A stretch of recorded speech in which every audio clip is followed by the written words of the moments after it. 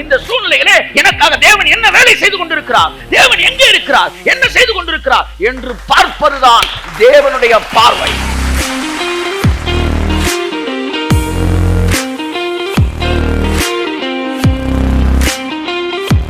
அவர் உங்களை சிறுமைப்படுத்துவதற்காக அமைதியா இல்லை. தான் திட்டமிட்டதை தவிர வேறு எதுவும் நடக்காது என்று அவர் அறிந்திருக்கிறபடியினால் அமைதியா இருக்கிறார்.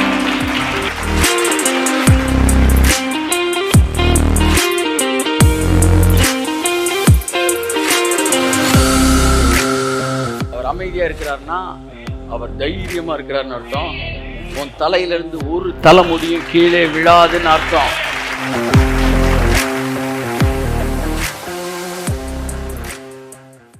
தேவனுடைய பிரசன்னத்தை நாம் கரங்களை தட்டி வரவேற்போம். ஆமென். Praise God. ஹல்லேலூயா. வேதம் தெளிவாய் சொல்கிறது, உன் ரட்சிப்பை மதில்களை ரட்சிப்பு என்று சொல்வாய்.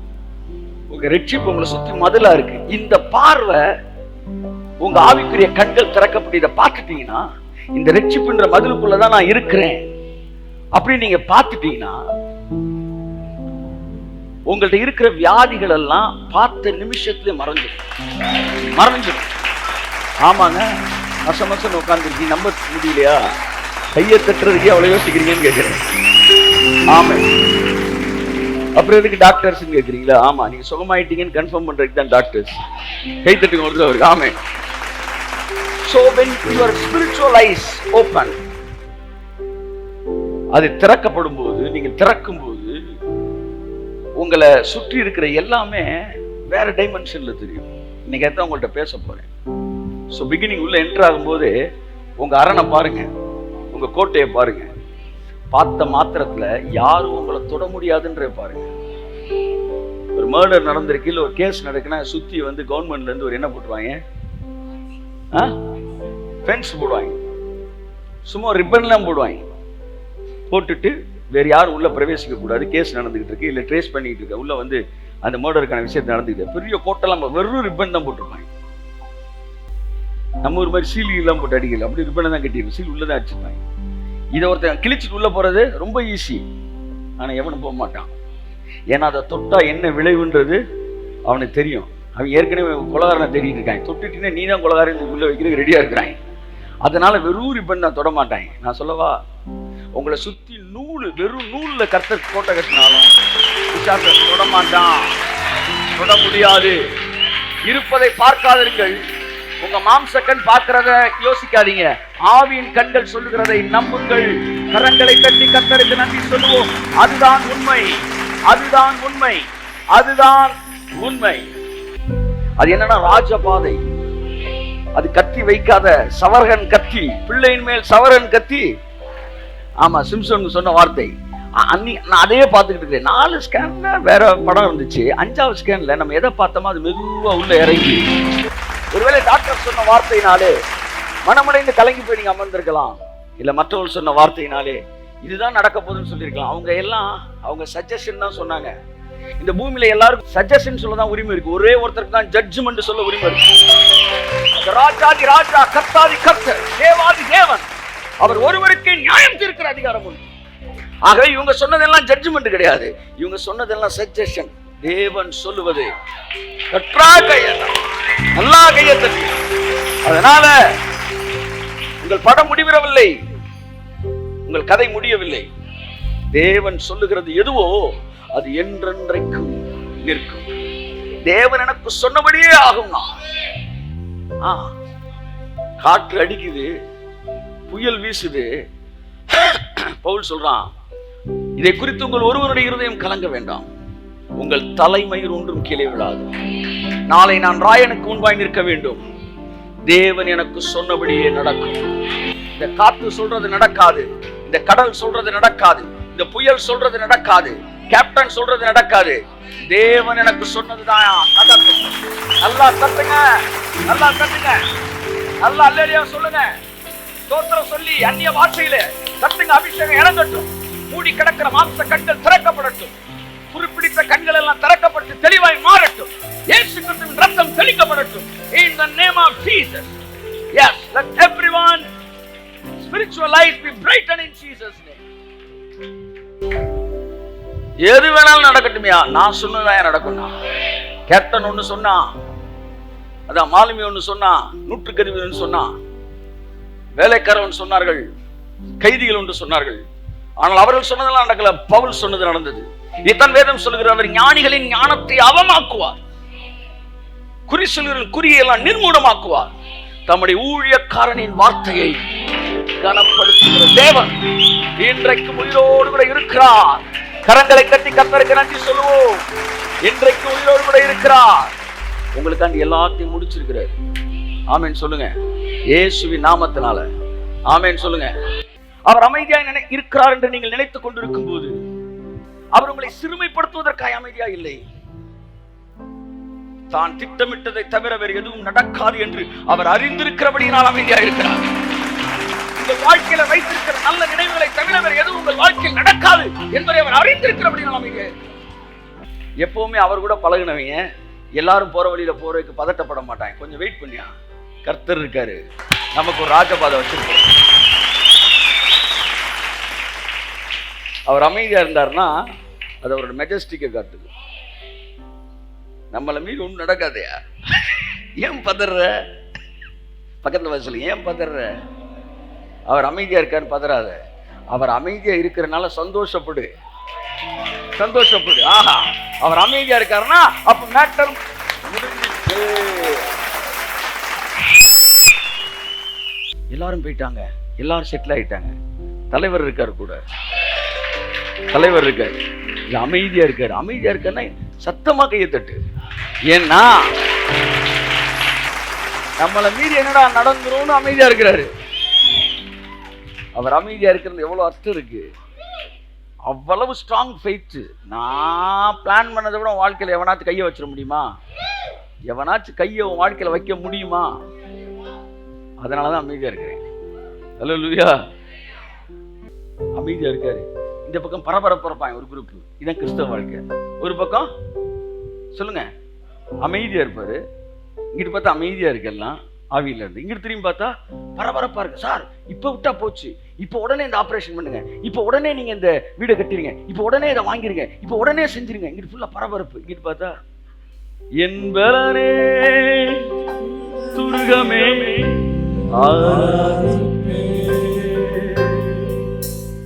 என்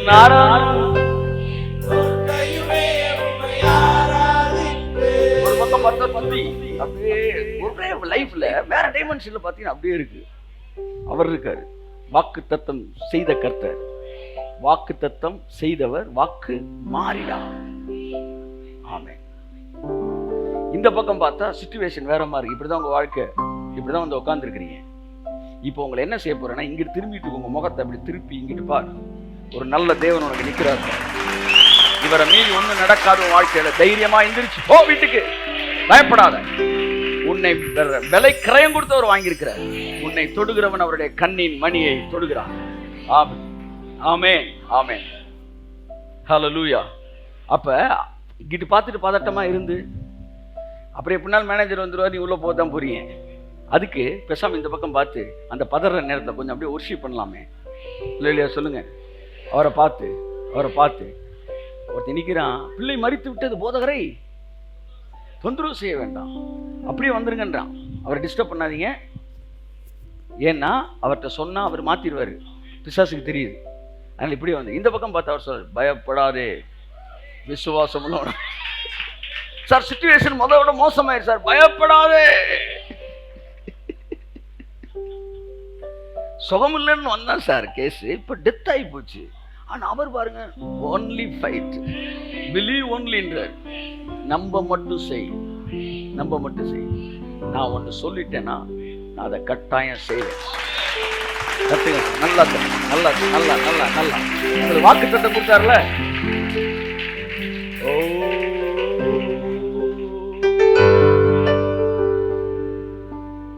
ஸோ தேவன் வார்த்தை கொடுத்துட்டாருன்னா, நீங்க வார்த்தை கொடுத்துட்டாருன்னா அவ்வளவுதான்.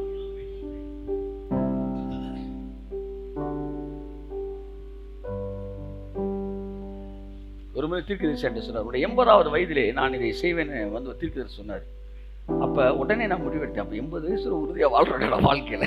ஏன்னா 80ல் அதை செய்கிறேன்ட்டார்னா அப்போ 80 வரைக்கும் நம்ம லைஃப் இருக்கு. கர்த்தர் உங்களுக்கு ப்ராபசி சொல்லிட்டாருன்னா அந்த ப்ராபசி நிறைவேறலன்னு வச்சுக்காங்களேன், உங்களை மார்ச் வரியில வச்சிருந்தா கூட எந்திரிச்சு வந்துடுவீங்க நீங்க. ஏன்னா வார்த்தை தன்னை நிறைவேற்றாம விடாது. உலர்ந்த எலும்புகள் உயிரடையுமா? கர்த்தருடைய சத்தத்தை வந்து என்னது வாட்ஸ் தட், பிரேத குழிகளில் இருக்கிறவர்கள் கர்த்தருடைய சத்தத்தை கேட்பார்கள். அந்த விஷயத்தை உங்களோட பகிர்ந்து கொள்ள விரும்புகிறேன். அதாவது உங்களுடைய திறக்கப்பட வேண்டிய சில கண்கள் திறக்கப்பட்டுருச்சுன்னா சுரக்க வேண்டிய பல சுரப்பிகள் சுரக்க ஆரம்பிக்கும், மாற வேண்டிய வாழ்க்கை மாற ஆரம்பிக்கும். அது மெதுவாக உங்கள் லைஃப்பில் டவுன்லோட் ஆரம்பிக்கும். அல்லது உங்களுடைய கேபிபிஎஸ், வாட்ஸ் தட், எம்பிபிஎஸ் என்னது, இந்த டவுன்லோட் ஸ்பீடை கூட்டுறது. when you increase it, அந்த டவுன்லோடிங் வந்து மிக வேகமாக உங்கள் வாழ்க்கையில் நடைபெற ஆரம்பிக்கிறது. ஆமென். தேவனோடு நடப்பது, தேவனை எந்த அளவு அவரோடு கூட இருக்கிற the relationship with God will make your spiritual life richer than the previous days. தேவனோடு நீங்கள் வைத்திருக்கிற உறவு உங்கள் ஆவிக்குரிய வாழ்க்கையை ரிச் ஆக்கிருமா? என்ன ஆகிக்கிறோம்? come on say. தமிழை விட ஆங்கிலத்தில் அது நல்லா இருக்கு. செழிப்புன்ற விட ரிச் ஆகிக்கிறோம். உங்க ஸ்பிரிச்சுவல் லைஃப் நேற்று இருந்ததை விட இன்னைக்கு இன்னும் அந்த ரிச்னஸ் இன்னும் கூடி இருக்கு. அதான் ரிலேஷன்ஷிப் வித் காட். கை தட்டுங்க ஒன்றவருக்கு. the relationship with God. come on say relationship. ஆமென், ஆமென், ஆமென். அவரோடு நடக்கிறவர்கள் செழிப்பானவர்களாகவே இருப்பார்கள். எல்லாரும் பேர் 500 ரூபாய்க்கு ஒரு சட்டை எடுக்கும்போது கையில காசு இருக்கிற ஒரு 2000 ரூபாய்க்கு ஒரு சட்டை எடுக்கிறான், இல்ல வந்து ஒரு 7000 ரூபாய்க்கு ஒரு ஷெர்வானி எடுக்கிறான், 15000 ரூபாய்க்கு ஒரு கோட் எடுக்கிறான். அப்ப என்னன்னா பணம் கூட இருக்கிறதுனால அவன் ட்ரெஸ் மாறுது. ஒரு பேச்சுக்கு சொல்றேன். அந்த மாதிரி ஆவிக்குரிய வாழ்க்கையிலையும் கூட அவரோடு பழக பழக பழக உங்களுடைய ஜெபம், உங்க லைஃப், அதாவது உங்களுடைய ஸ்பிரிச்சுவல் ரிச்னஸை பேசுறேன், அது அப்படியே கூடுறது மற்றவங்களுக்கு தெரியும். மற்றவங்களோட ஸ்பிரிச்சுவல் ஸ்டாண்டர்டுக்கும் உங்களுடைய ஸ்பிரிச்சுவல் ஸ்டாண்டர்டுக்கும் இருக்கிற ரிச்னஸோட வித்தியாசம் எல்லோருக்கும் தெரியும். இது எப்படி கூடுதுன்னா நீங்கள் தேவனோடு உறவாட அந்த உறவின் மூலமாக உங்களோட ரிச்னஸ் கூடுது. ஆமென் சொல்லுவோம். ஹல்லேலூயா, ஆமென், ஹல்லேலூயா. ஸோ என் அன்புக்குரியவர்களே, ஸோ தேவனோடு இருக்கிற உறவை நீங்கள் அதிகப்படுத்துங்கள். கர்த்தர் உங்களை ஆசீர்வதிப்பார். ஒரே ஒரு வசனத்தை உங்களுக்கு வாசித்து இந்த பூமியிலே ஒரு வெற்றிகரமான வாழ்க்கை தேவன் வைத்திருக்கிற அந்த புதிய யுகத்தின் வாழ்க்கையை வாழ்வதற்கான ஆசீர்வாதத்தை உங்களுக்கு சொல்ல விரும்புகிறேன். எபேசியர் 1ஆம் அதிகாரம் 19ஆம் வசனத்தை வாசிப்போம். 1:19. தாம் கிறிஸ்துவை மரித்தோரிலிருந்து எழுப்பி அவரிடத்தில் நடப்பித்த தமது பலத்த சத்துவத்தின் வல்லமைப்படியே விசுவாசிக்கிறவர்களாகிய நம்மிடத்திலே காண்பிக்கும் தம்முடைய வல்லமையின் மகா மேன்மையான மகத்துவம் இன்னதென்றும். ஒரே ஒரு விஷயத்தை இந்த காலை வேளையிலே நான் உங்களுக்கு பகிர்ந்து கொள்ள விரும்புகிறேன். எல்லாரும் என்ன பார்க்குறீங்களா? ஒரே ஒரு விஷயத்தை பகிர்ந்து கொள்ள விரும்புகிறேன். இந்த விஷயத்தை நீங்கள் புரிந்து கொள்வீர்கள் என்றால் உங்களுடைய வாழ்க்கை எல்லாவித சூழ்நிலையிலும் அது ஒரு ஆசீர்வாதமான, வெற்றிகரமான, நித்திய மகிழ்ச்சியுடையதாய் மாறும். இந்த பார்வை உங்களுக்கு அதிகரிக்க இந்த பூமியிலே பரலோகத்தின் வாழ்க்கையை நீங்கள் அனுபவிக்க ஆரம்பிப்பீர்கள். ஆமென், ஆமென். வாசிப்போம். தாம் கிறிஸ்துவை மரித்தோரிலிருந்து எழுப்பி அவரிடத்தில் நடப்பித்த தமது பலத்த சத்துவத்தின் வல்லமைப்படியே விசுவாசிக்கிறவர்களாகிய நம்மிடத்திலே காண்பிக்கும் தம்முடைய வல்லமையின் மகா மேன்மையான மகத்துவம் இன்னதென்றும் நீங்கள் அறியும்படிக்கு அவர் உங்களுக்கு பிரகாசமுள்ள மனக்கண்களை கொடுக்க வேண்டும் என்றும் வேண்டிக் கொள்கிறேன். எல்லாரும் சொல்லுங்க, மனக்கண்கள். எல்லாம் சொல்லுங்க, எல்லாம் சத்தமா சொல்லுங்க, மனக்கண்கள், மனக்கண்கள். ஆமென். இந்த நாளிலே ஒரே ஒரு விஷயத்தை உங்களுக்கு நான் சொல்ல விரும்புகிறேன். என் அன்புக்குரியவர்களே, தேவன் இந்த இடத்துல ஒரு வார்த்தையை சொல்றார், மனக்கண்கள். எப்படி உங்களுக்கு புறக்கண்கள்னு ஒன்று இருக்குதோ, புறக்கண்கள்னு ஒன்று இருக்குன்னா வேதம் சொல்கிறபடி மனக்கண்கள்னு ஒன்று இருக்கு. என்னுடைய கேள்வி, இப்பொழுது நீங்கள் புறக்கண்களினால் வாழுகிறீர்களா அல்லது மனக்கண்களினால் வாழுகிறீர்களா? 2 விதமான வாழ்க்கை இருக்கிறது. ஒன்று, வெளியே இருக்கிற இந்த கண்ணிலே பார்த்து இந்த கண்ணின்படி நடப்பது புறக்கண்களின் வாழ்வு. இது விழுந்து போன ஆதாமின் வாழ்க்கை, பயமும் திகிலும் பிரச்சனையும் இருக்கிற ஒரு வாழ்க்கை. ஆனால் மனக்கண்களில் வாழுகிற ஒரு வாழ்க்கை என்று இருக்கிறது. கையை தட்டி ஒரு கர்த்தருக்கு நன்றி சொல்லுங்க. இந்த மனக்கண்களை நீங்கள் புரிந்து கொண்டால், இந்த மனக்கண்கள் தான் ஒரிஜினல் பிக்சரை உங்களுக்கு காட்டுற ஒரு கண்கள். இந்த கண்கள் உங்களுக்குள் இருக்கிறது. இந்த கண்கள் திறக்கப்பட்டு விட்டால் உங்களுடைய பேச்சு மாறும், உங்களுடைய செயல்கள் மாறும், உங்களுடைய எண்ணங்கள் மாறும், உங்களுடைய தைரியம், உங்களுடைய உணர்வுகள் எல்லாம் மாற ஆரம்பிக்கும். உங்களுடைய வார்த்தை, பார்க்கிற பார்வை, நடக்கிற நடை அத்தனையும் மாறும். என் அன்புக்குரியவர்களே, இந்த நாளிலே கர்த்தர் உங்களுடைய மனக்கண்களை திறந்தருளுவாராக. மறுபடியும் ஒரு விசை அந்த முந்தின வரியிலிருந்து வாசிக்கும்படி உங்களை அழைக்கிறேன். தாம் கிறிஸ்துவை மரித்தோரிலிருந்து எழுப்பி அவரிடத்தில் நடப்பித்த தமது பலத்த சத்துவத்தின் வல்லமைப்படியே விசுவாசிக்கிறவர்களாகிய நம்மிடத்திலே காண்பிக்கும் தம்முடைய வல்லமையின் மகா மேன்மையான மகத்துவம் இன்னதென்றும் நீங்கள் அறியும்படிக்கு அவர் உங்களுக்கு பிரகாசமுள்ள மனக்கண்களை கொடுக்க வேண்டும் என்றும் வேண்டிக் கொள்கிறேன். அன்புக்குரியவர்களே, மனக்கண்களை பற்றி கொஞ்ச நேரம் உங்களிடத்தில் நான் பேச விரும்புகிறேன். இந்த வெளியில் நடக்கிற இந்த சம்பவங்களை பார்ப்பது புறக்கண்களால் பார்க்கிறீர்கள். ஆனால் உண்மையில் இதற்கு பின்பாக கிரியை செய்கிற காரியங்களை பார்ப்பது மனக்கண்களை பார்க்கிறீர்கள். இந்த மனக்கண்கள் என்பது ஆதாமை தேவன் படைக்கும் போது அவனுக்கு இருந்த ஒரு கண்கள். அது எவ்விதமாய் அந்த கண்கள் புறக்கண்கள்னு ஒன்று எப்படி அவனுக்கு ஓப்பன் ஆச்சு அப்படின்ற மட்டும் பார்க்க போகிறோம். புறக்கண்கள் என்பது நான் சொல்ல வர விஷயம் என்னன்னா, இந்த கண்ணில் பார்க்கறது மட்டும் கிடையாது. அதுதான் நான் சொல்ல வரேன். வேற ஒரு டைமென்ஷன், ஒரு லென்ஸ் உங்கள் கண்ணில் பொருத்தப்பட்டது ஆதாம் பழத்தை புசித்த போது. அதை மட்டும் நான் வாசிக்க விரும்புகிறேன். வாசிப்போம். ஆதியாகமம் 3ஆம் அதிகாரம், ஆதியாகமம் 3ஆம் அதிகாரம் 7ஆம் வசனம். அப்பொழுது அவர்கள் இருவருடைய கண்களும் திறக்கப்பட்டது. இங்க பாருங்க, நல்ல கவனிங்க. ஆதாம் பழத்தை புசித்து விட்டான், ஏவாளும் புசித்து விட்டால். அப்பொழுது எல்லாம் சொல்லுங்க. அப்பொழுது சீக்கிரம் வாசிங்க. அப்பொழுது அவர்கள் இருவருடைய கண்களும் திறக்கப்பட்டது. இருவருடைய கண்களும், எல்லாரும் சொல்லுங்க. இருவருடைய கண்களும், எல்லாரும் சொல்லுங்க. இருவருடைய கண்களும் திறக்கப்பட்டது. அப்ப என்னுடைய கேள்வி, அது வரைக்கும் ஒரு குருடர்களா இருந்தார்களா? ஆதாம் இப்படியே போயிட்டு இருந்தாரா? ஆதாம் ஏதேன் தோட்டத்திலே குருடனா இருந்தானா? ஏற்கனவே அவன் கண்ணு தெரிஞ்சிச்சா தெரியலையா? வாசிங்க 2ஆம் அதிகாரம் 23ஆம் வசனம். அப்பொழுது ஆதாம், இவள் என் எலும்பில் எலும்பும் என் மாம்சத்தில் மாம்சமுமாய் இருக்கிறாள், இவள் மனுஷனில் எடுக்கப்பட்டபடியினால் மனுஷி எனப்படுவாள் என்றான். இவள் அப்படின்றாரு. ஆதாம் என்ன சொல்றாரு? இவள். அப்ப அவன் கண்ணு என்ன செய்யுது? தெரியுது. இப்ப ஏற்கனவே கண்ணு தெரியுது. பழத்தை சாப்பிட்ட உடனே கண்ணு திறக்குதான். எனக்கு புரியல, இது என்ன கண்ணு? மனக்கண்ணா திறக்குது. மனக்கண் திறந்ததுனாலே இன்னைக்கு இந்த பாடுபட்டுக்கிட்டு இருக்கோம் நம்ம. என்ன ஜானே, ஏற்கனவே ஒரு கண்ணு தெரிஞ்சிச்சு ஆதாமுக்கு. இவள் என் எலும்பில் எலும்பும் என் மாம்சத்தில் மாம்சமா இருக்கிறாள் அப்படின்னு சொல்றாரு. அப்ப ஆதாமுக்கு ஏற்கனவே கண்ணு தெரியுது. இப்ப பழத்தை சாப்பிட்ட உடனே இன்னொரு கண்ணு திறக்குது. தெரியுது ஒரு நல்ல கண்ணு. இவள் என் எலும்பில் எலும்பும் மாம்சத்தில் மாம்சம், நல்ல கண். இந்த கண்ணு தான் தேவன் படைச்சது. இப்ப பழத்தை புசிச்ச உடனே இன்னொரு கண்ணு திறக்குது. இது என்ன கண்ணு? நல்ல கண்ணு. இது நல்லா தெரிஞ்சுக்காங்க. இந்த கண்ணு தான், it is the dimension of devil. எத்தனை உங்களுக்கு சொல்ல விரும்புறேன். ஆதாம் பழத்தை புசிச்ச உடனே டெவிலோட டைமென்ஷன், டெவிலோட லென்ஸ் ஆதாமுக்குள் பொருத்தப்பட்டது. குறைகளை பார்க்கிற பார்வை, வியாதியை பார்க்கிற பார்வை, மரணத்தை பார்க்கிற பார்வை, குழப்பத்தை பார்க்கிற பார்வை, நிர்வாணத்தை பார்க்கிற பார்வை, மற்றவருடைய குறைவுகளை பார்க்கிற பார்வை, வியாதியின் கொடுமையை பார்க்கிற பார்வை. This is the dimension of devil. அதற்கு முன்பாக ஆதாமுக்கு அந்த பார்வை இல்லவே இல்லை. வியாதி எப்படி கொடூரமாகும், எப்படி சாகும், இப்படிலாம் ஆதாமுக்கு பேசவே தெரியாது. என்னைக்கு இந்த டைமென்ஷன், பிசாசுடைய இந்த லென்ஸ் மனிதனுக்கு பொருத்தப்பட்டதோ அன்று முதல் வாழ்க்கையிலே எதிர்மறையானவைகளை மனிதன் பார்க்க ஆரம்பித்தான். பயம் வர ஆரம்பித்தது, திகில் வர ஆரம்பித்தது, குழப்பம் வர ஆரம்பித்தது, அழுகை வர ஆரம்பித்தது, கண்ணீர் வர ஆரம்பித்தது, பதட்டம் வர ஆரம்பித்தது. எதிர்மறையானவைகளை குறித்து பல மணி நேரம் தியானிக்கக்கூடிய மனநிலை உண்டானது.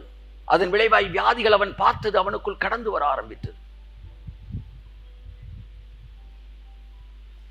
இந்த டைமென்ஷனை தான் டெவில் என்ன செய்யறான்? பறக்கிறான். எகிப்து தேசத்துல ஒட்டுமொத்த இஸ்ரவேலை அழிப்பதற்கு பார்வோன் யாரை அணுகினான் என்றால் மருத்துவச்சிகளை அணுகினான். ஊர்ல இருக்க எல்லா டாக்டரை கூப்பிடுறான். பிசாசு ஒரு நாட்டை அழிக்கிறதுக்கு யாரை கூப்பிடுறான்? ஊர்ல இருக்கிற எல்லா மருத்துவச்சிகளை கூப்பிடு. அந்த அம்மாவெல்லாம் கூப்பிட்டு அவங்க மூலமா ஊரை அழிப்பதற்கு திட்டமிட்டான். இன்றைக்கும் I'm not talking about all doctors, people who don't have any belief in God's word. தேவனுடைய வார்த்தையில் நம்பிக்கை இல்லாத மருத்துவர்களை பேசுகிறேன். They are completely controlled by devil. They are activated by demons. That means fear, insecure. The man who doesn't have belief in God's word. அவங்கள பேசுறேன். எத்தனையோ டாக்டர்கள், மருத்துவர்கள் தேவனுடைய வார்த்தையில் நம்பிக்கை உள்ளவர்களாக இருக்கிறார்கள். நான் பழகி இருக்கிறேன், நான் பார்த்திருக்கிறேன். கரங்களை தட்டி கர்த்தர் நன்றி சொல்லி. சிலர்லாம் அவங்க பேசுறத பார்த்து நான் சொன்னேன், ஒரே ஒரு நாள் ஹாஸ்பிட்டலுக்குள்ள போயிட்டு வந்தாலே எங்க தலை கிறுக்கு பிடிக்குது. சமீபத்தில் நம்ம சர்ச்சு கூட வருவாங்க டாக்டர். ஒரு நாள் உள்ள போயிட்டு வந்தாலே எதிர்மறையான சிந்தனைகள் அவ்வளவு வருது. எங்க வார்த்தையெல்லாம் அப்படியே கொஞ்சம் கொஞ்சமா என்ன செய்யுது, வியாதியை பத்தி பேசுது, மாறுது. ஆனா டெய்லி நீங்க எங்க போயிட்டு ஹாஸ்பிட்டல் போயிட்டு வரீங்க, ஆனா என்னை பார்த்து பேசுவேன், அதெல்லாம் ஒண்ணுமே இல்லை, பதிலாம் சரியாகி போயிடும், அப்படி பேசுறாங்க. Really it is amazing thing, amazing. இது ஒண்ணுமே இல்லை சரியாயிரும்னு ஒரு பிலீவர் சொல்றதுக்கும் ஒரு டாக்டர் சொல்றதுக்கும் 1000 மடங்கு வித்தியாசம் இருக்கு. அங்கே தேவனுடைய விசுவாசம் இல்லாமல் ஒரு மருத்துவர் அதை பேச முடியாது. அப்ப மருந்தை குறித்து படிக்க, வியாதியை குறித்து படிக்க படிக்க படிக்க அந்த கண்ணு பிரகாசம் அடைய ஆரம்பிக்குது. எந்த கண்ணு? அந்த கண், அதாவது எதிர்மறையான கண்கள். இப்ப நம்ம எல்லாருக்குமே அந்த எதிர்மறையான கண்கள் இருக்கு. இன்னைக்கு அந்த கண்கள்ல தான் நம்ம போயிட்டு இருக்கிறோம். என்றைக்கு ஆதாம் பழத்தை புசித்தானோ அன்னைக்கே அந்த கண்கள் உங்களுக்குள் பொருத்தப்பட ஆரம்பித்தது. மனிதன் எதிர்மறையை பார்க்க ஆரம்பித்தான், எதிர்மறையை பேச ஆரம்பித்தான். மதுரையிலிருந்து சென்னையை நோக்கி சென்று கொண்டிருந்த ஒரு பேருந்து விபத்துக்குள்ளானதுன்னு போடுவாங்க. ஆனா மதுரையிலிருந்து சென்னையை நோக்கி நேற்று போன 500 பேருந்துகள் விபத்தில்லாமல் திரும்பியது அப்படின்றது என்ன செய்ய மாட்டாங்க, போட மாட்டாங்க. எனக்கு தெரிஞ்சு கேன்சர்ல சுகமானவங்க ஏகப்பட்ட பேர் இருக்கிறாங்க சார். உங்களில் யாருக்காவது தெரியுமா? தெரியாது. ஆனால் கேன்சரில் செத்தவர்கள் உங்களுக்கு தெரியுமா? தெரியும். ஆனால் கேன்சரில் சுகமானவர்கள் இருக்கிறார்கள். 20 வருஷம் 25 வருஷம் வாழ்ந்துட்டு இருக்கிறாங்க. நான் டாக்டர்ஸ் மூலமா கேள்விப்பட்டிருக்கிறேன். வேதம் சொல்கிறது, இந்த செய்தி ஜனங்களுக்குள்ளே பரவாதபடிக்கு, பரிசேயர்கள் சதுசேயர்கள் சொல்றாங்க, இவன் சுகமாக்கப்பட்ட இந்த செய்தி ஜனங்களுக்குள்ளே பரவாதபடிக்கு உடனடியாக இதை தடை செய்ய வேண்டும் என்று. அப்ப நல்ல செய்திகள் வெளிவருவதில்லை, அதை நாம் கேட்பதில்லை. ஆகையால் நல்ல எண்ணங்கள் நமக்குள் வருவதில்லை. ஏற்கனவே நடந்துகிட்டு இருக்கதே நம்மளால நம்ப முடியலனா, இதுவரை நடக்காததெல்லாம் நான் செய்ய போறேன்றாரு. அதுக்கு என்ன செய்யறது? கையை தட்டுங்க. உலகம் பார்க்காத அற்புதங்களை உன் மூலமாக நான் செய்ய போகிறேன். இதுவரை இந்த உலகம் பார்க்காத அற்புதங்கள் உங்கள் வாழ்க்கையில் நடக்க போகிறது. ஆமென். என் அன்புக்குரியவர்களே, அப்ப ஆதாமுக்கு ஒரு பார்வை இருந்தது. அந்த பார்வை தேவனுடைய பார்வை போன்றிருந்தது. அந்த பார்வை அப்பதான் திறந்திருக்கு, இன்னும் பிரைட் ஆகல. ஐசைட்டுக்கு எப்பவுமே போக பிறந்த குழந்தைகள்ல இவங்க என்ன செய்வாங்க, நான் ஒரு 10 அடி தூரத்தில் நின்றுட்டு ஏன்னு இருப்பாங்க. அது அப்படியே இருந்துக்கிட்டு. ஏன்னா பிறந்த குழந்தைக்கு மொத்தத்துக்கு எத்தனை அடிக்கு தான்? 2.5 அடிக்கு தான் சம்பவங்களே தெரியுன்றாங்க. இவன் அடுத்த ரூம்ல இருந்து கையை கட்டுறான். ஹாய் அல்லையா சொல்லு, என்னடா என்ன அல்லையா மண்டையில போட அப்படின்ற மாதிரி பாக்குது. அப்ப ஆதாமுக்கு இருந்த அந்த ஆவிக்குரிய கண் இப்படிதான் இருந்துச்சு. ஆனா தெரியுது, போக போக அது பிரைட்டர் லெவலுக்கு வர வேண்டியது. இப்ப ஆதாம் பழத்தை சாப்பிட்ட உடனே அது வரைக்கும் நிர்வாணமா இருந்தது அவனுக்கு தெரியல. நீங்க ஸ்கேன் பண்ண பிறகு நீங்க வியாதியஸ்தன்னே உங்களுக்கு தெரியும். எத்தனை பேர் வியாதியஸ்தன் தெரியும்னு விருப்பப்படுறீங்க? ஆமா, அப்படி பொடி நடியா போய் ஒரு ஸ்கேன் எடுத்துருங்க. நாளையிலேருந்து நீங்க ஒரு நோயாளி. நேற்று ஒன்று சொன்னாங்க, வாட்ஸ் தட், இனிமே சுகர் 200-120 தான் நார்மல். ஆனால் இதுக்கு முன்னாடி ஒன்று வேர்ல்டு மெடிக்கல் அசோசியேஷன் ஒன்று சொல்லியிருந்தாங்க, 140-160 தான் சுகருடைய லிமிட்டு. அதாவது 100 இல்லை வேற ஒரு நம்பர் சொல்லியிருந்தாங்க. நான் சொல்கிறேன், இப்போ நீ வீட்டில் அந்த கரெக்ட் நம்பர் தெரியல, உங்களுக்கு புரியுறதுக்கு சொல்கிறேன். இப்போ 140 தான் சுகரோட லிமிட்னு வச்சுக்காங்களேன். லிமிட்டு இதுக்கு மேலே இருக்கிறவங்க எல்லாம் 120 தான் இப்போ லிமிட்டு. 120க்கு மேலே இருக்கலாம் சுகர் பேஷண்ட்னாங்க. ஆனால் இதுக்கு முன்னாடி என்ன சொல்லியிருந்தாங்க, 140 இருந்தால் 120 இருந்தால் சுகர். ஒரு குறிப்பிட்ட நாளில் இப்போ சமீபத்தில் வந்த மேட்ரு அந்த நம்பரை குறைச்சிட்டாங்க சார். இனிமே 140 இருந்தால் சுகர் பேஷண்ட் சொல்லியிருந்தவங்க திடீர்னு 140 இருந்தால் நார்மலு, 160 தான் சுகரு, 140 வரைக்கும் இல்லை 120 வரைக்கும் இது வந்து நார்மலு. நான் சொல்கிறேன் புரியுதா உங்களுக்கு? இப்போ வந்து 120 சொல்லியிருக்கிறாங்கல்ல, இதுக்கு முன்னாடி எப்படி இருந்துச்சுன்னு வச்சுக்கோங்க, ஒரு பேச்சுக்கு சொல்கிறேன். 100 தான் சுகர் லிமிட், 120 இருந்தால் சுகர் பேஷண்ட்டுன்ட்டாங்க. ஏகப்பட்ட பேர் சுகர் பேஷண்ட் நினச்சிக்கிருந்தாங்க. திடீர்னு கடைசியாக சொல்லிட்டாங்க 120 வரைக்கும் இருக்கலாம் சார், 120 தானா தான் சுகர் பேஷண்ட். ஒரே நாளில் கோடிக்கணக்கான பேர் சுகமாக்கப்பட்டாங்க, சுகர் பேஷண்ட் இல்லைன்னு ஆயிட்டாங்க, டிக்ளேர் ஆகி போச்சு.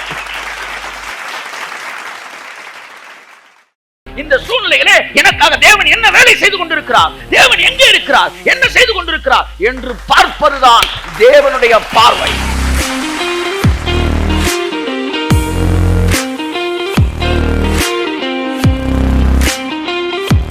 அவர் உங்களை சிறுமைப்படுத்துவதற்காக அமைதியா இல்லை.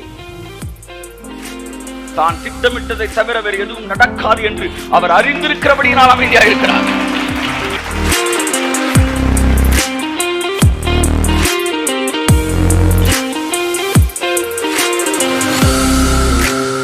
அவர் அமைதியா இருக்கிறார்னா அவர் தைரியமா இருக்கிறார்னு அர்த்தம். உன் தலையிலிருந்து ஒரு தலைமுடியும் கீழே விழாதுன்னு அர்த்தம்.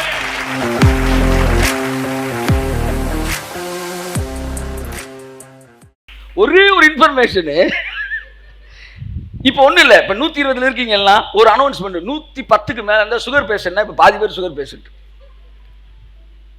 இப்போ என்ன சொல்ல வரேன்னா, we started moved by the negative dimension sight. அதனால பழத்தை சாப்பிட்டோன்னு வந்து கேட்குறாரு, ஆதாமே நீ எங்கே இருக்கிறாய்? நான் நிர்வாணியா இருக்கிறேன். அவனை கத்த சொல்றாரு, நீ நிர்வாணி நேரா சொன்னது உனக்கு? கையத்தட்டுங்க சார், இதான் காட் சைட் சார். நான் பாவி, யாரா சொன்னது? கையத்தட்டு, கையத்தட்டுங்க, கையத்தட்டுங்க. பாவி என்ற வார்த்தை தேவன் சொல்லி கொடுத்தது இல்ல, பிசாசு சொல்லி கொடுத்தது. நிர்வாணி என்ற வார்த்தை பிசாசு சொல்லி கொடுத்தது. அவர் வந்து கேட்டார், யாரா சொன்ன நிர்வாணின்னு? அதுதான் தேவனுடைய பார்வை. ஆமென். அவன் நிர்வாணியா இருந்தும் அந்த நிர்வாணத்தை பாவமாக சொல்லாத பார்வை தேவனுடைய பார்வை. யார் உன்னை நிர்வாணி என்று உனக்கு அறிவித்தது யார்? ஆனால் என்னைக்கு இந்த பழத்தை சாப்பிட்டோம் நெகட்டிவ் டைமென்ஷன் வந்துருச்சு. இன்னைக்கு நீங்களும் நானும் இந்த உலகத்தை இந்த நெகட்டிவ் டைமென்ஷன்லேயே தான் வாழ்ந்துகிட்டு இருக்கிறோம். ஆமே, உங்கள் வாழ்க்கையில எல்லாமே அதன் அடிப்படையில் தான் நடந்துகிட்டு இருக்கு. அதனால தான் நம்முடைய வாழ்க்கையில பதட்டம், பயம் எல்லாம் வருது. ஆனா இந்த பழத்தை சாப்பிட்டப்ப இன்னொரு கண் என்ன செஞ்சிருச்சு? மூடிருச்சு. மறுபடியும் அந்த கண்கள் இயேசு கிறிஸ்து பூமிக்கு வந்த போது, ஜீவ விருட்சத்தை நாம் புசித்த போது அந்த மனக்கண்கள் திறக்க ஆரம்பித்தது. அந்த மனக்கண்கள் திறக்க ஆரம்பித்த போது உங்களுடைய பார்வைகள், உங்கள் எண்ணங்கள் வேறு விதமாய் மாறியது. இப்போ நான் உங்களுக்கு சொல்கிறேன், சாதாரண டீமன் டைமென்ஷன் தான் எல்லாத்தையும் நம்ம ஃபிக்ஸ் ஆகிருக்கு. இயேசு நாமத்தில் இன்றைக்கி அந்த லென்ஸை பிடிங்கி வெளியே எரிஞ்சிட்டு புது லென்ஸை மாட்டிட்டு போறீங்க, இல்லையா? சொல்லுங்கள். ஆமென். சாதாரண டைமென்ஷனில் இருக்கும்போது வார்த்தை எப்படி இருக்குது, தேவனுடைய டைமென்ஷன் வந்தோன்னா அதே வார்த்தை எப்படி மாறுதுன்னு உங்களுக்கு சொல்கிறேன். கொஞ்ச நாளைக்கு முன்னாடி ஒரு பிசாசை நான் விரட்டிக்கிட்டு இருந்தேன். இயேசு நாமத்தை வெளியே போயிருந்தேன். போக மாட்டேன், போறியா மண்டே, போயிரு. அப்போ பல்லு விளக்கிட்டு இருந்தேன். பல்லு விளக்கிட்டே போயிரு மரியாதையா. என்ன பல்லு விளக்கிட்டு பேசு?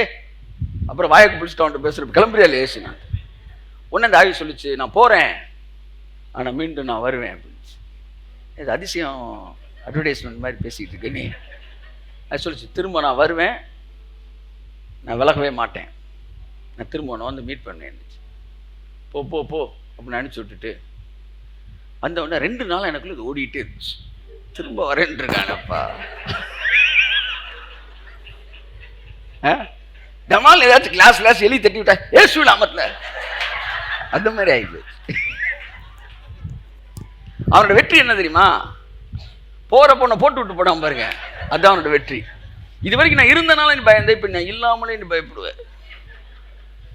நான் வருவேன், நான் உன்னை போக மாட்டேன். 2 நாள் அது ஒன்று. ஆண்டவரே இயேசு நாமத்தில் அந்த பிசாசு வருகிற வழியில் அடைக்கிறேன், அதை பண்ணுறேன், இதை பண்ணுறேன், ஆச்சா பூச்சா. நான் கர்த்தர் சொன்னார், இப்போ தான் காட்ஸ் டைமென்ஷன் வருது. அவர் பேசும்போது அந்த டைமென்ஷன் சொல்கிறாரு, பரவாயில்லப்பா, நான் 1000 வார்த்தை உன்கிட்ட சொல்லியிருக்கிறேன், நான் உன்னை விட்டு விலகுவதில்லை, உன்னை கைவிடுவதில்லை, உயர்த்துவேன்னு. ஒரு வார்த்தை கூட நீ இந்த அளவு நம்பினதே இல்லை. அவன் ஒரே ஒரு வார்த்தை தான் சொன்னான், இவ்வளோ ஆழமா நீ விசுவாசிக்கிறியேன்னாரு. அதை கேட்ட உடனே என் கண்ணு திறந்துச்சு. சீ, வேலைக்கார பைய சொன்னத இவ்வளவு பெருசா எடுத்துக்கிட்டுமே.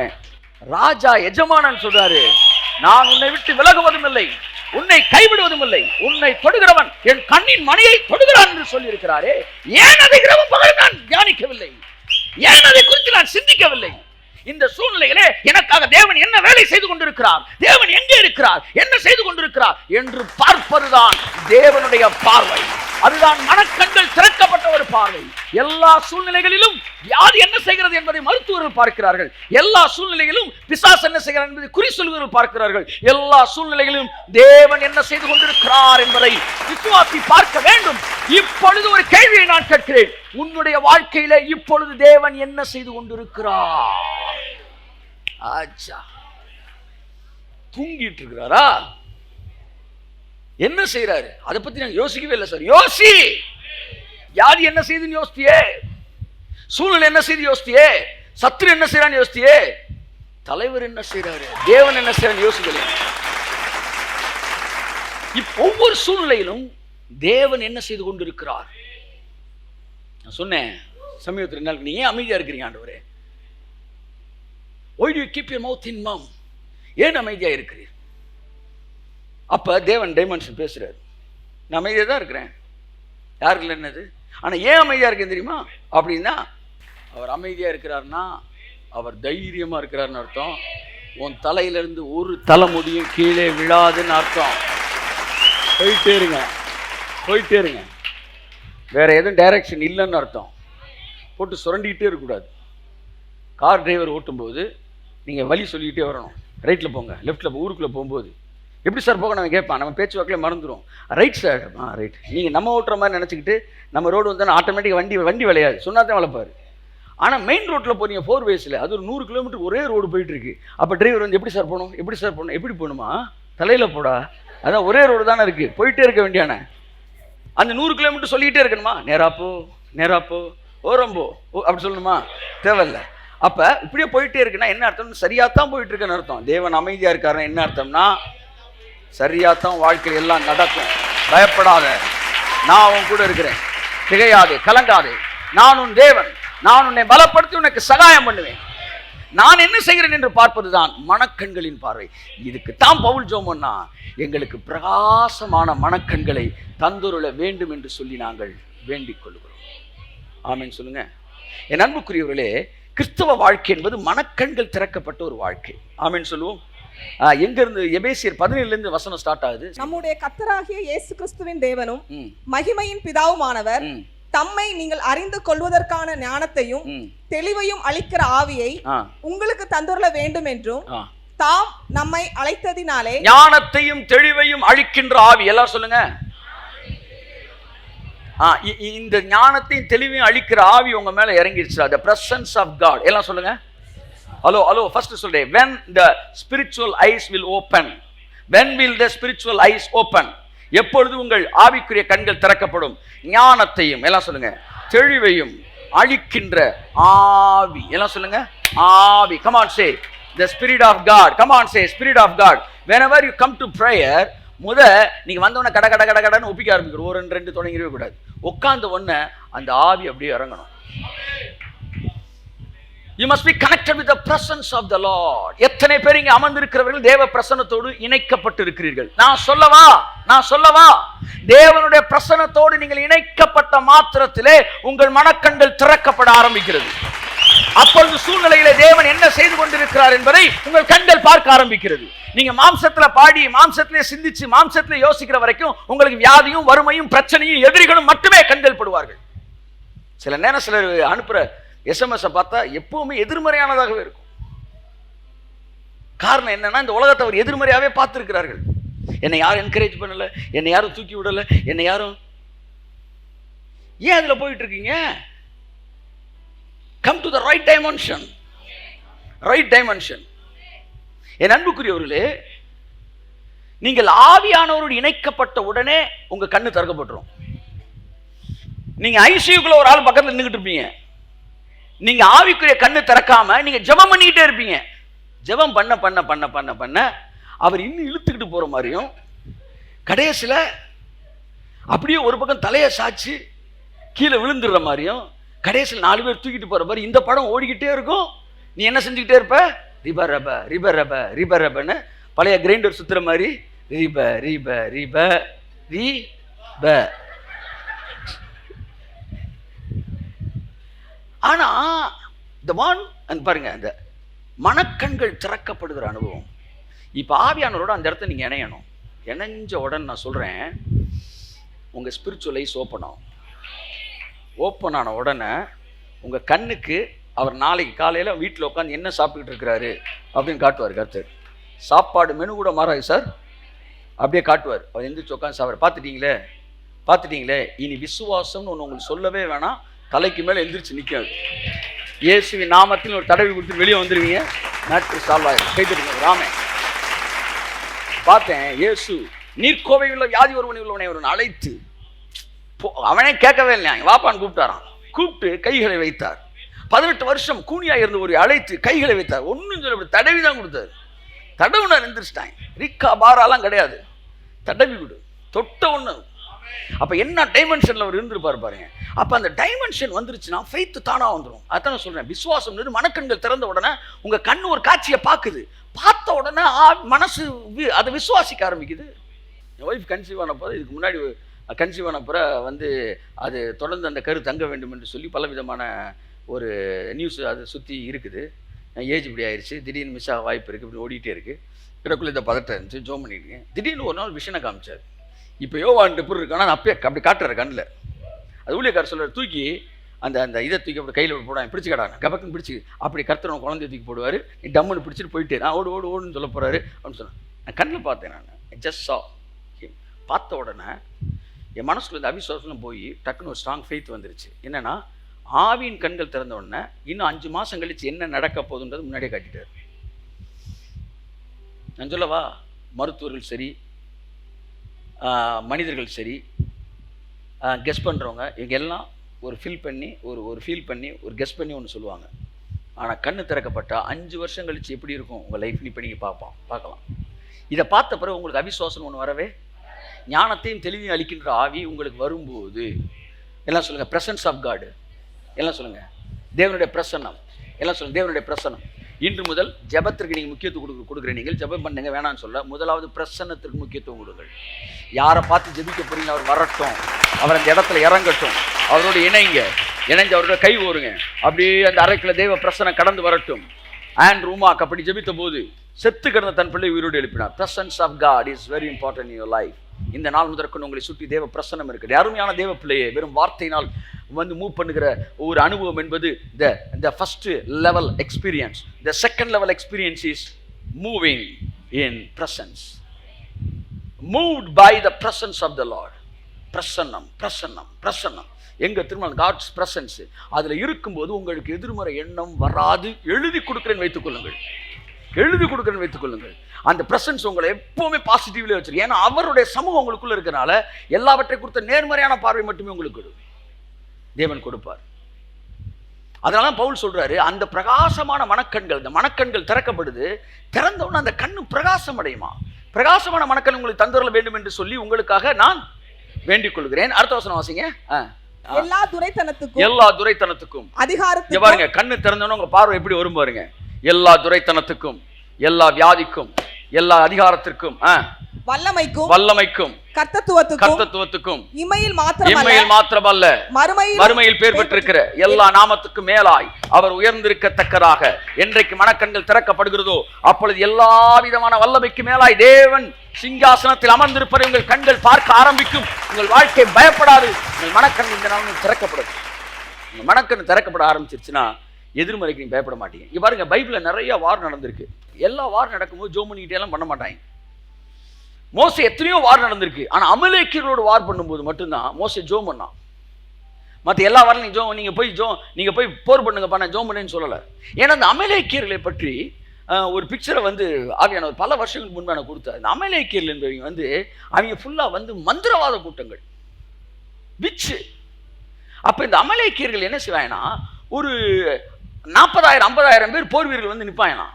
ஆனா அவங்க மந்திரத்துல நிற்கும் போது, எதிர்நாட்டுக்காரன் நிற்கும் போது இவங்க 40,000 பேரை தெரிய மாட்டாங்களாம், 40 லட்சமா தெரிவாங்களாம். அப்படி ஒரு கண்கட்டி வித்தை, ஒரு அசுத்தாவியின் வல்லமை இந்த அமலேக்கியன் இடத்தில் இருந்தது.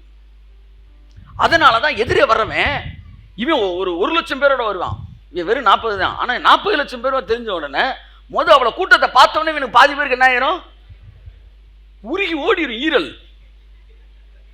இந்த முதல் பார்வையிலே அவனுக்குள்ளே பயத்தையும் கலக்கத்தையும் ஏற்படுத்த வேண்டும் என்பதுதான் அமலேக்கியனின் தந்திரம். அதனாலதான் அவன் மந்திர ஆலோசனை, யுத்தத்துக்கு மந்திர ஆலோசனைன்னு ஒன்று இருக்கு. அந்த மந்திர ஆலோசனை அமலேக்கியன் வைத்திருந்தான். அதனாலதான் யாருக்கு எல்லாரும் விலகி வழிவிட்டப்ப அமலேக்கியன் மட்டும் யாரா இஸ்ரவேலு, ஐயா செங்கடலே பழந்துருச்சியா, எல்லாம் வந்து எல்லா நாட்டுக்காரனும் தோத்துட்டாங்க. தோத்தா நாங்க யார் தெரியுமா, ஏகப்பட்ட மந்திரத்தை கையில வச்சிருக்கோம், வர சொல்றான் நின்னாய். அவனுடைய பெருமை அகங்காரத்தை தேவன் பார்த்து சொன்னாரு, மற்ற நாட்டுக்காரன்லாம் அடிச்சுட்டு அங்கங்க சிதறி போனவன் விட்டு, ஆனா இவனை மட்டும் கடைசி ஆள் வரைக்கும் நசுக்கி எடுத்துடுறா, குழந்தைய கூட செவுத்துல மோதி அடிச்சு காலி பண்ணு, அதுல ஒரு வித்தும் இருக்கக்கூடாது, அமலேக்கியன்கிற பெயர் வானத்தின் கீழே பூமியில எங்க இருக்கக்கூடாதுன்னாரு. கர்த்தர் நல்லவர், கையத்தட்டு. எந்த ஸ்பிரிட்டு, எந்த வியாதி அல்லது எந்த பணம், எந்த பிரச்சனை உங்கள்கிட்ட தொடர்ந்து போராடுதுன்னு வச்சுக்காங்களேன், அதுக்கு ஒரு பெருமை இருக்கும். நீங்க ஜெபிச்ச பிறகும் துரத்துன பிறகு திரும்ப வேலை பார்க்குதுன்னா எழுதி வச்சுக்காங்க, மற்ற பிரச்சனையை கூட ஓடிடும், லைட்டா ட்ரேஸ் இருக்கலாம். ஆனா இந்த பிரச்சனை இனி சாகுற வரைக்கும் உங்கள்கிட்ட வரப்போறது இல்லை. அப்படி ஒரு ஜட்ஜ்மெண்ட் அந்த பிரச்சனை அவன் தலையில அதுவே எழுதிக்கிட்டு இருக்கு. அதனாலதான் திமிர்ல 2 நிமிஷம் எக்ஸ்ட்ரா நின்றுகிட்டு இருக்க. நீ வாங்க போற இயேசு நாமத்துல ஆமென். அமலேக்கியன் நின்றனாலதான் அவன் பேரே எல்லாம் அழிச்சாரு. அன்புக்குரியவர்களே, மோசே ஜெபிக்க ஆரம்பித்தான். அப்பதான் இவங்க கண்ணு திறக்குது. திறந்த பேர் 50 பேர் தான் வந்து நிக்கிறாங்க கல்வி. அமலேக்கிய வார் வந்து ஸ்பிரிச்சுவல் வார். மோசே கையை உயர்த்திய போது இவர்கள் கண்கள் திறக்கப்படுகிறது. அடிச்சு தாக்குறாங்க. கை இறங்கும் போது பாக்குறாங்க 50 திரும்ப 5000. உங்க வாழ்க்கையில கூட உங்க ஸ்பிரிச்சுவல் ஐஸ் ஓப்பன் ஆகும்போது உங்க எதிரி ஆளே கிடையாது. நான் சொல்லவா, அந்த கண்ணு திறந்துருச்சுன்னா உங்களுக்கு முன்னாடி கேன்சர்ன்ற ஒரு வியாதியாவே தெரியாது. சீரியஸா சொல்றேன், நான் என் தூள்ல பேசல, நான் வந்து ஆவிலிருந்து பேசுறேன். அது ஒரு விஷயமாவே தெரியாது. இது வரைக்கும் உலகம் தோற்றத்துல இருந்து குணமாகாத வியாதினால சொல்லுங்க, அதுக்கு கூட நீங்க பயப்பட மாட்டே. போடா, கர்த்தர் ராஜரிகம் பண்ணுகிறார். ஆமென். பூமி கீழ்பட்டு இருக்க வேண்டும் என்கிற மனநிலை உங்களை அறியாமல் வந்துடும். நீங்க சிங்கத்தை போல அறியாமல் மாறிவிடுவீர்கள். அதுதான் அந்த மனக்கண்கள் திறக்கப்படுகிற அனுபவம். அதனாலதான் பவுல் ஒரே ஒரு ஜெபத்தை பண்ணான். இந்த ஜெபத்தை தான் கெனத் ஹேகின் வந்து 40 வருஷம் ஜெபிச்சாராம். மன்னிக்கும் 14 வருஷம் ஜெபிச்சாராம். தன்னுடைய ஜனங்களுக்காக கையை வச்சு ஆண்டவரே, என்னுடைய பிள்ளைகளுடைய மனக்கண்கள் திறக்கப்படும். அந்த ஜெபத்தோட விளைவுதான் நீங்க நம்ம கண்ணெல்லாம் திறந்திருக்குன்னு நான் சொல்றேன். உங்க மனக்கண் திறக்கணும். இன்றைய பிரச்சனை என்னன்னா, பக்கத்தில் தட்டி சொல்லுங்க, உங்க கண்ணு திறக்கணும், அவ்வளவுதான். ஆகார் அழுதால், எனக்கு ஒரு எனக்கு தண்ணீர் தர வேண்டும் என்று சொல்லி ஆகார் அழுதால், என் பிள்ளை சாக போகுது, அந்த பிள்ளை சாகிறத நான் பார்க்க மாட்டேன்னு போட்டுட்டு ஓடி போய் அழுகிற ஆகார். எவ்வளவு ஒரு கொடுமையான ஒரு மனநிலை. கணவன் கைவிட்டு விட்டான், பிள்ளையும் தாயும் வனாந்தரத்தில் திரிகிறார்கள். அந்த சின்ன பிள்ளை தண்ணிக்கு அழுகுது, குடுக்கிறதுக்கு தண்ணி இல்லை, அது சாகிறத பார்க்க முடியல. ஆகாரால போட்டுட்டு போய் அழுகிறா. அப்ப தேவன் பிள்ளையின் சத்தத்தை கேட்டார். கையத்தட்டு. நம்ம நினைக்கிறோம்ல, நல்லா ரசிக்கப்பட்டு நம்ம வந்து நல்ல ஃபாஸ்டிங் நல்ல ஒரு லெவலுக்கு வந்து ஸ்பிரிச்சுவல் விஷயங்கள்லாம் அறிஞ்சு ஜெபிச்சோன்னா கர்த்தர் கேட்டு பிள்ளை சவுண்டை டைரக்டாவே கேட்கிறாராம். என்ன டக்குன்னு முடிச்சு விடியான்றாரா. ஆகார கேட்கல, பிள்ளையின் சத்தத்தை கேட்டார். அங்கே ஊற்றை தேவன் திறக்கலையா, ஆகாரின் கண்களை திறந்தார். அப்ப ஊத்து ஏற்கனவே அங்கதான் இருந்துச்சு. இன்று திறக்கப்பட வேண்டியது ஊற்று அல்ல, இன்று திறக்கப்பட வேண்டியது உங்கள் கண்கள். உங்கள் கண்கள் திறக்கப்பட்டு விட்டால் உங்களுக்குள்ளே ஒரு ஜீவ ஊற்று இருப்பதை நீங்கள் அறிந்து கொள்வீர்கள். கைத்தட்டுக்கு அதை ஏற்கனவே சொன்னேன் பார்த்தீங்களா. அந்த ஜீவ ஊற்று சுரக்க ஆரம்பிக்கும் போது உங்களுக்குள்ள இருக்க வியாதி எல்லாம் ஆட்டோமேட்டிக்கா மறையும். அந்த நாளுக்குள்ள வந்துட்டீங்க. உங்களுக்குள்ள ஒரு சுரப்பி இருக்கு. அந்த சுரப்பி ஜீவ ஊற்று.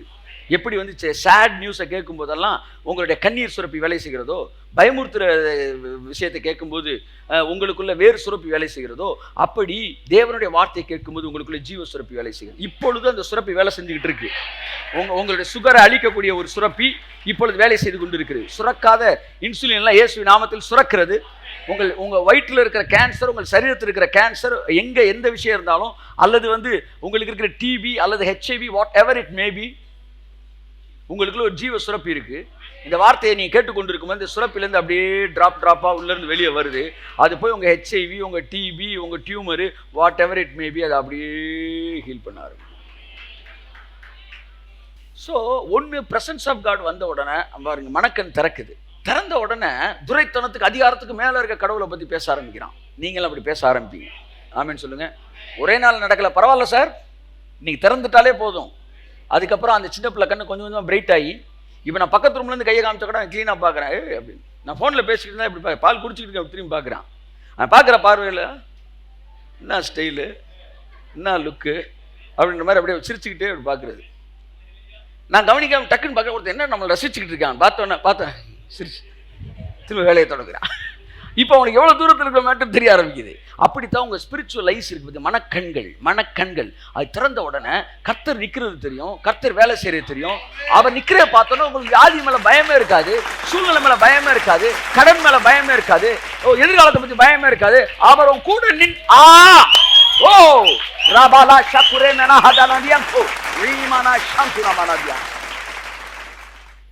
ஆமே.